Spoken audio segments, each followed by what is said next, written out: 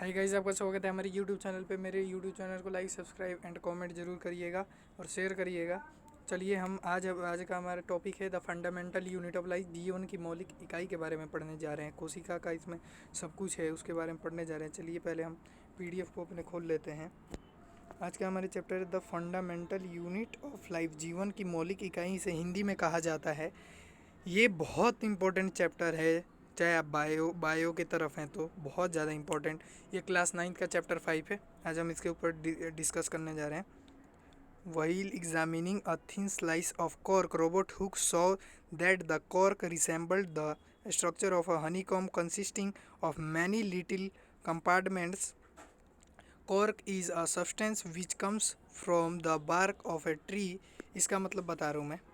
Robot Hooke ने cork की पतली काट के अवलोकन पर पाया कि उसमें छोटे छोटे प्रकोष्ठ हैं जिसकी संरचना मधुमक्खी के छत्ते के समान है। इसका मतलब है रोबोट हुक ने क्या करा। इसका मतलब है कि रोबोट हुक जो थे उन्होंने कॉर्क का मतलब होता है पेड़ की छाल। पेड़ की छाल उन्होंने लिया, उसे माइक्रोस्कोप से निर्मित माइक्रोस्कोप के नीचे रखा और उन्होंने वो फोकस करा माइक्रोस्कोप के नीचे।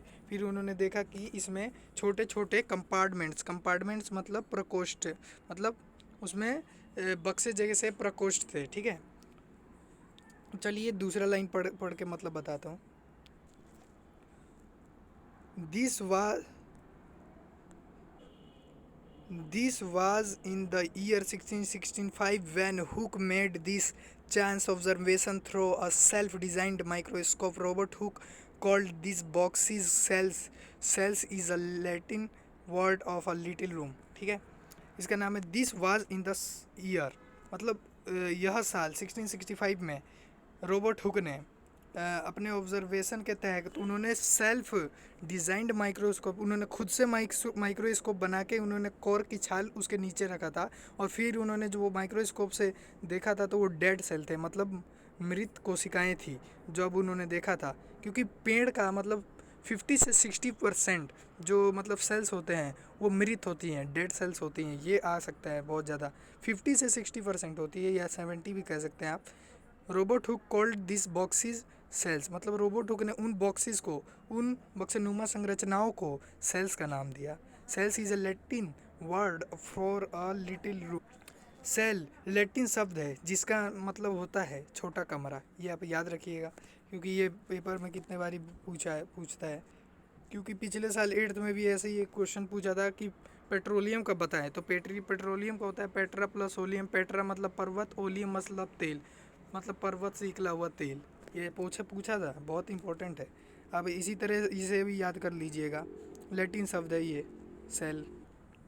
This may seem to be a very small and insignificant accident, but it is very important in the history of science. This was the very first time that someone had observed that living thing appeared to consist of a spirit units. The use of the word cell describe these units being used till this day biology.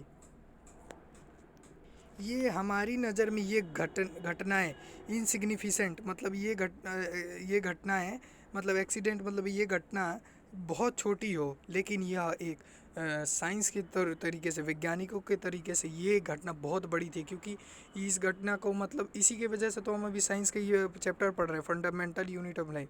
ये ना, मतलब अगर ये घटना नहीं हुई होती तो अभी हम ये पढ़ते ही नहीं चैप्टर।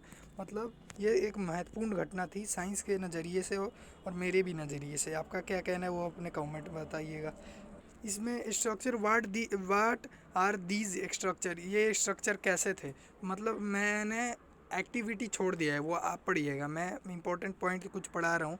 इसमें these structure look similar to each other together they from a big structure like an onion bulb. We find from this activity that onion bulbs of different sizes has similar small structures visible under a microscope. The cells of the onion peel will all look the same regardless of the size of onion they come from. इसका मतलब this structure look like similar to each other, मतलब ये वाला structure एकदम मतलब जो onion है उसका स्ट्रक्चर है कुछ ऐसे होता है। मैं अभी आपको ड्रॉ करके दिखाऊंगा, पहले ये पढ़ा लेता हूँ।